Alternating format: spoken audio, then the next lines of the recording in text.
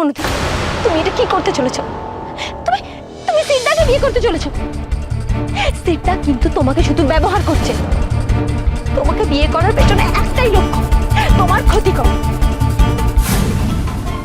এই লোকটা শুধু তোমার ক্ষতি করতে চাইছে। অনুদি, এটা খুব বড় ভুল করছো অনুদি, এটা প্লিজ করো না, এটা করো না তুমি। ওর সাহস কি করে হয়? হ্যাঁ, তুমি তুমি এখানেও চলে এসেছো আমাদের মাঝখানে। তুমি এখানে কি করে এলে? আর শোনো, আমি যেটা করছি সেটা সেটা আমি ভেবে চিন্তে করছি। হ্যাঁ, তুমি আমাকে কিছু বোঝাতে এসো না। তুমি চলে যাও এখান থেকে, চলে যাও তুমি এখান থেকে। আমি আমি তোমার কোনো কথা শুনবো না। ব্যাস, তুমি একবার আমার কথাটা শোনো প্লিজ, প্লিজ। তুমি তুমি তুমি একটু আমার সাথে বাড়ি চলো।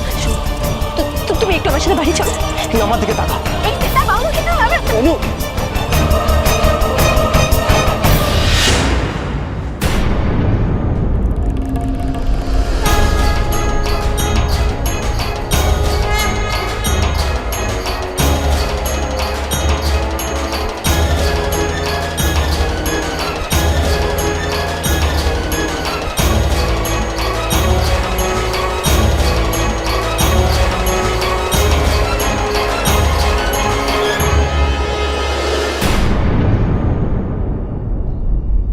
বিয়ের কাজ এখন সম্পন্ন হয়েছে। এখন থেকে আপনারা স্বামী স্ত্রী।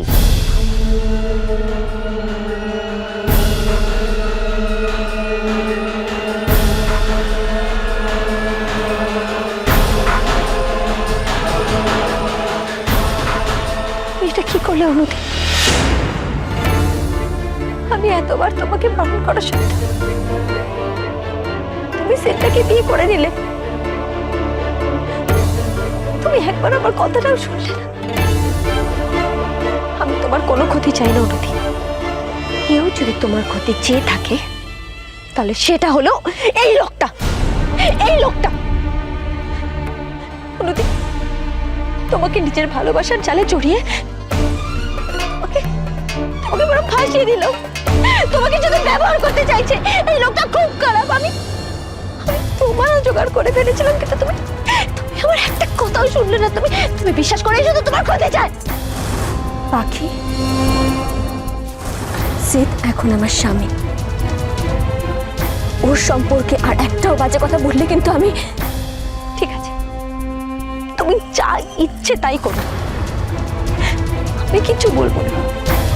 খালি একটাই অনুরোধ, এই মুহূর্তে তুমি আমার সাথে বাড়ি যাবে। যদিও এখন অনেক দেরি হয়ে গেছে, তাও তোমার জেনে রাখা দরকার যাকে তুমি এত ভরসা করে বিয়ে করেছ সেই লোকটার আসল চেহারাটা কি। তুমি আমার সাথে এক্ষুনি বাড়ি চলো, এক্ষুনি বাড়ি চলো। না পাখি না, আমি কোথাও যাব না। আমি তোমার সাথে কোথাও যাব না। অনু, আমার মনে হয় তোর একবার যাওয়া উচিত।